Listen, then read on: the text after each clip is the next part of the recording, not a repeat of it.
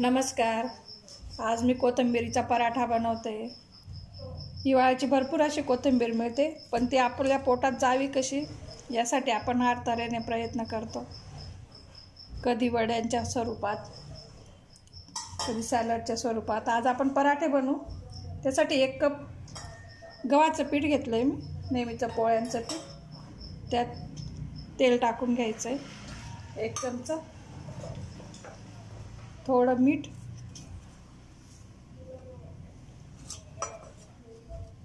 पोळ्यांपेक्षा थोडंसं सैलसर भिजून घ्यायचं. पोळ्यांचे कणिकपेक्षा थोडं थोडं पाणी घालून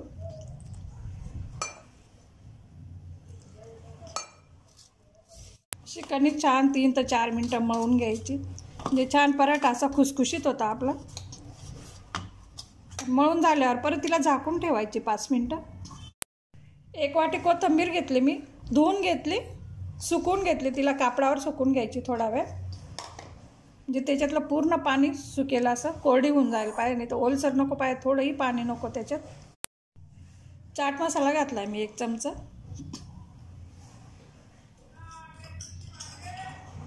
थोडं लाल तिखट. त्याच्यात मीठ नाही घालत आहे मी, चाट मसाल्यात मीठ आहे. फक्त तिखट आणि चाट मसाला घातला आहे आपण. 5 मिनटं मी रेस्टला ठेवलेला कणिक पराठ्याची. पाहिजे तेवढा गोळा आपण तोडून घ्यायचा, जेवढे तुम्हाला छोटे मोठे पराठे बनवायचे. परत एकदा छान असा गोळा करून घ्यायचा.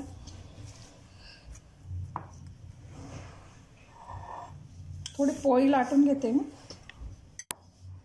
पोळी लाटून घ्यायची आपल्याला.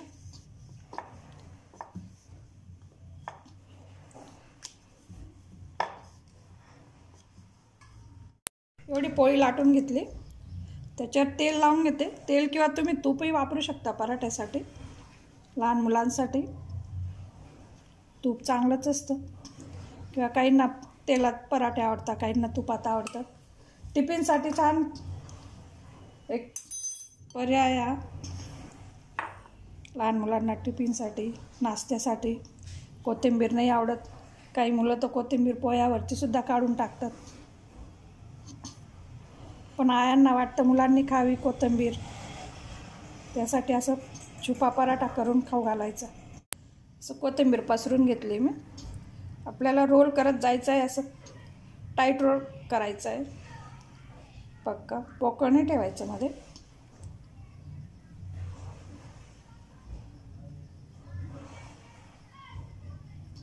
लहान लहानच पराठे करते लहान मुलांसाठी.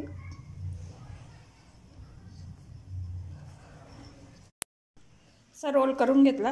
परत त्या रोलला आपण आतल्या साईडला वळून रोल करून घ्यायचा आहे. छान असा लेअर पराठा.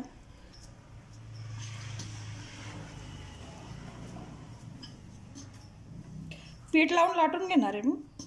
पीठ लावून घ्यायचं आहे.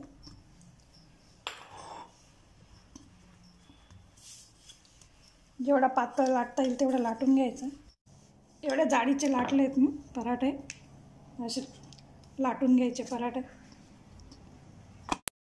लोखंडी तवा घेतला आहे मी. तवा मिडियम हीटवर तापू द्यायचा.